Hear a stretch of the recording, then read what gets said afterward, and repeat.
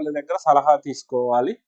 లేదంటే డైరెక్ట్గా government hospital వారి దగ్గరికి వెళ్ళి టెస్టులు చేయించుకొని అలా ఫ్రీగా ఇచ్చే ఏఆర్టీ మెడిసిన్స్ వాడండి.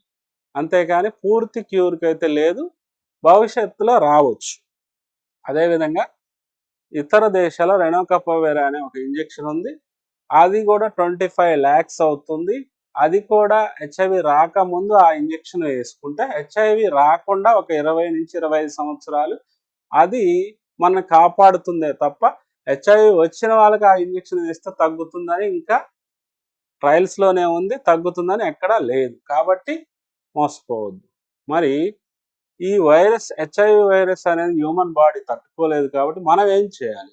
మనం ఖచ్చితంగా ఏఆర్టీ మెడిసిన్స్ వాడుతూ మంచి హెల్దీ ఫుడ్ తీసుకుంటూ ఎక్సర్సైజ్ చేసుకుంటూ మనకి హెచ్ఐవి ఉంది అన్న సంగతే మనం మర్చిపోవాలి. ఎందుకంటే అది బాధ